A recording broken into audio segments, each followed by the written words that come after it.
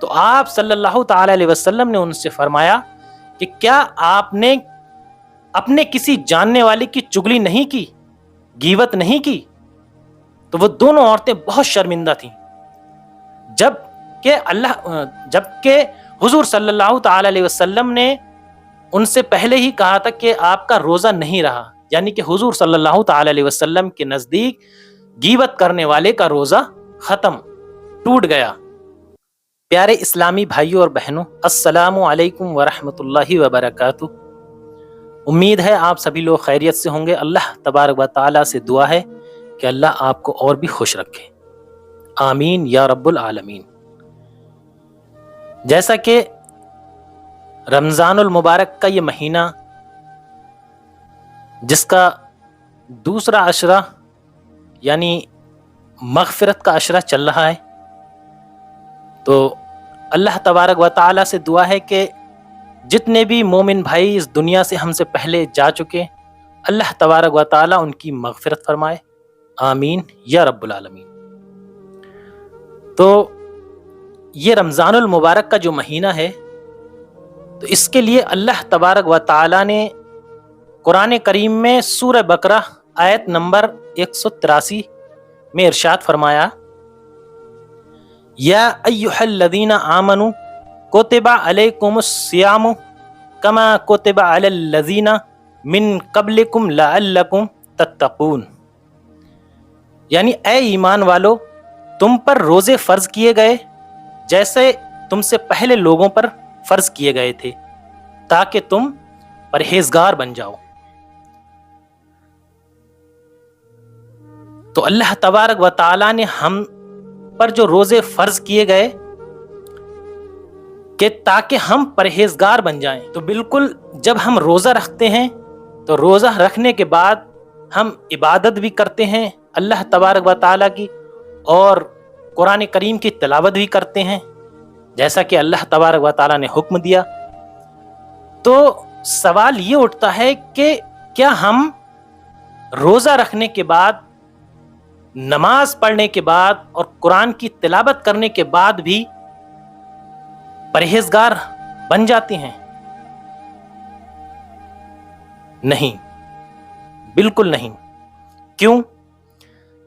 کیونکہ اللہ تبارک و تعالیٰ نے ہمیں جس چیز کا حکم دیا کہ یہ کام کرو، نماز قائم کرو، ہم نماز پڑھتے ہیں، نماز کے ساتھ ساتھ ہم قرآن کی تلاوت بھی کرتے ہیں، اور صبح صادق سے لے کر غروب آفتاب تک ہم کوئی بھی حلال رزق نہیں کھاتے، کیونکہ اس کے لیے اللہ تبارک و تعالیٰ کا حکم نہیں ہے۔ تو ہم اللہ تبارک و تعالیٰ کا جب حکم بجا لاتے ہیں، تو دوسری طرف ہم جس چیز کے لیے اللہ تبارک و تعالیٰ نے منع کیا ہے، وہ ہم حرام کام کیوں کرتے ہیں؟ یعنی کہ ہم حلال رزق کو چھوڑ کر، قرآن کی تلاوت کر کر اور نماز پڑھ کر بھی پرہیزگار نہیں بن سکتے جب تک ہم دوسری طرف والا جو اللہ تبارک و تعالیٰ نے جس حرام کام کو منع کیا ہے، یعنی کہ لوگوں کا حق مارنا اور چگلی غیبت کرنا، تول میں کمی کرنا، یہ سب حرام کام ہیں۔ تو ان چیزوں کو جب تک نہیں چھوڑیں گے ہم، تب تک ہم پرہیزگار نہیں بن سکتے۔ جیسا کہ علماء اکرام کا قول ہے کہ یہ سوال اٹھتا ہے کہ اگر کوئی غیبت کرتا ہے تو کیا اس کا روزہ رہ جاتا ہے؟ تو علماء اکرام کا اس میں یہ قول ہے کہ اگر اللہ تبارک و تعالیٰ نے جس کام کو حرام کہا، اگر ہم روزے کی حالت میں وہ کام کرتے ہیں یا وہ بات کرتے ہیں، تو ہمارا روزہ مکروہ ہو جاتا ہے۔ یعنی کہ اگر کوئی روزے میں حرام کام کرتے ہیں تو ہمارا روزے کا جو ثواب ہے وہ بالکل ختم ہو جاتا ہے سرے سے۔ تو ہمارا کیا فائدہ؟ ہم صبح صادق سے لے کر غروب آفتاب تک بھوکے رہتے ہیں،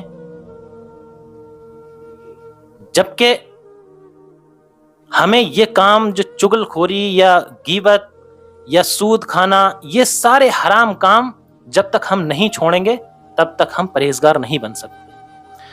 اچھا، یہ چگلی اور غیبت، اس کے لیے علماء اکرام نے تو آپ کو یہ حرام کام بتا ہی دیا ہے کہ اس کے کرنے والے کا روزہ جو ہے مکروہ ہو جاتا ہے، اس کا ثواب ختم ہو جاتا ہے۔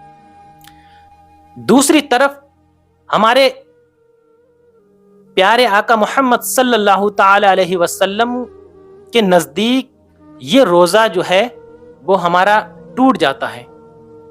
جی ہاں دوستو، یہ ہمارا روزہ جو ہے وہ ٹوٹ جاتا ہے، کیونکہ آقا کریم صلی اللہ تعالی علیہ وسلم کی ایک حدیث شریف ہے کہ حضور صلی اللہ تعالی علیہ وسلم کے پاس دو عورتیں حاضر ہوئیں، تو آپ صلی اللہ تعالی علیہ وسلم نے انہیں کچھ کھانے کو دیا، تو ان دونوں عورتوں نے کہا کہ ہمارا روزہ ہے۔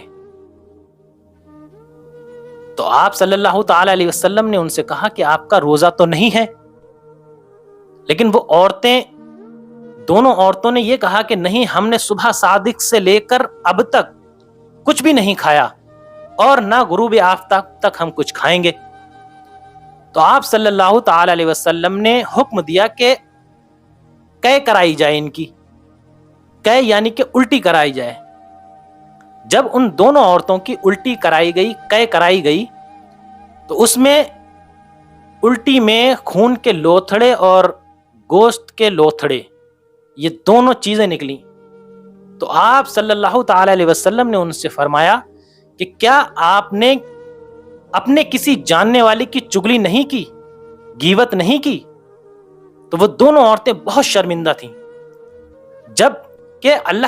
جبکہ حضور صلی اللہ تعالی علیہ وسلم نے ان سے پہلے ہی کہا تھا کہ آپ کا روزہ نہیں رہا، یعنی کہ حضور صلی اللہ تعالی علیہ وسلم کے نزدیک غیبت کرنے والے کا روزہ ختم، ٹوٹ گیا۔ اور ہم کسی کو چھوڑتے ہی نہیں ہیں، صبح روزہ رکھ کر فجر کی نماز ادا کرنے کے بعد پھر پورا دن لوگوں کی چگلی کرتے ہیں، بد اخلاقی کرتے ہیں، اور یہاں تک کہ لوگ سود کا کام کرتے ہیں، بیاج کا کام کرتے ہیں۔ یہ سارے کام حرام ہیں، حرام۔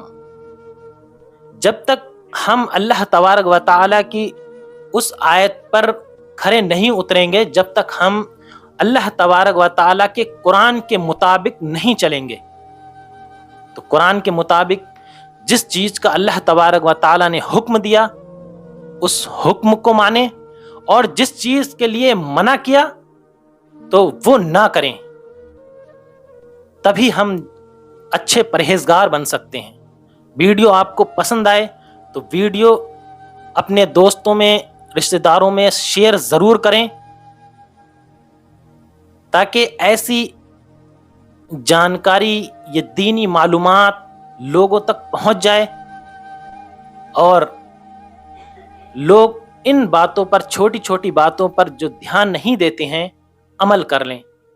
اللہ تبارک و تعالی سے دعا ہے کہ ہر مسلمان کی جان کی، مال کی، ایمان کی، عزت و آبرو کی حفاظت فرمائے۔ آمین یا رب العالمین۔ السلام علیکم ورحمۃ اللہ وبرکاتہ۔